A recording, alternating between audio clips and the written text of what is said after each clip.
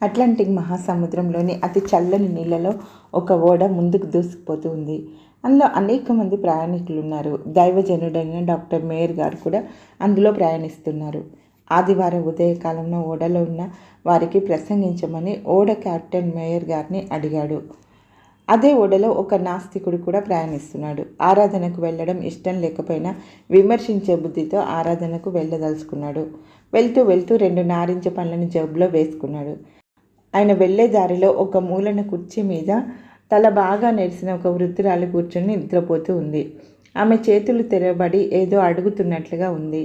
ఆ నాస్తికుడు ఆ దృశ్యాన్ని చూసి తనలో తాను నవ్వుకొని ఆ జోబులో ఉన్న 2 నారింజ పండ్లను తీసుకొని చెరొక పండును ఆమె చేతులలో పెట్టి మీటింగ్కి వెళ్ళిపోయాడు.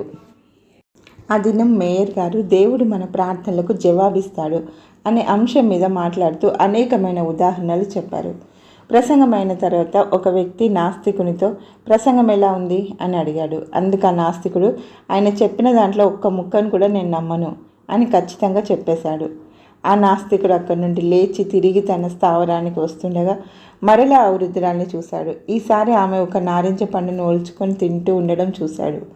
అతడు ఆమెను పలకరించి నారింజ పండు బాగా ఉందా అని అడిగాడు. అందుకు ఆమె అవును చాలా బాగుంది, నా తండ్రి చాలా మంచివాడు అంది. ఆయన ఆశ్చర్యపడి ఏంటి నీ తండ్రా, ఆయన ఇంకా బ్రతుకున్నాడా అని అడిగాడు. అవును ఆయన బ్రతికే ఉన్నాడు అని ఆమె స్పష్టం చేసింది.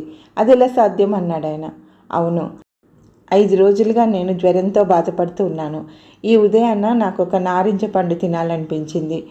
స్టోర్లో ఉన్నాయని నాకు తెలుసు, కానీ నాకెవరు తెచ్చిస్తారు? నేను ఇక్కడ కూర్చొని ప్రవ్వా నాకు ఒక నారింజ పండును పంపించు అని ప్రార్థించాను. అలా ప్రార్థిస్తూ నాకు తెలియకుండానే నిద్రలోకి జారుకున్నాను. తర్వాత ఏమైందో బాబు నాకు తెలియదు. నా కళ్ళు తెరిచి చూస్తే ఆయన ఒకటి మాత్రమే కాదు 2 నారింజ పండ్లను పంపించారు అని ఆమె ఉత్కంఠభరితంగా చెప్పింది. దీన్నంతటి విన్న నాస్తికుడు ఆశ్చర్యపడి నిజంగానా అని అడిగాడు. అందుకు ఆమె అవును బాబు ఖచ్చితంగా ఇది నిజం అని బదులు పలికింది. అతనిలోని నాస్తికత్వ పునాదులు కదిలిపోయాయి. ఒక నాస్తికుని ద్వారా కూడా దేవుడు జవాబు ఇవ్వగలడు అని అతనికి అర్థమైంది.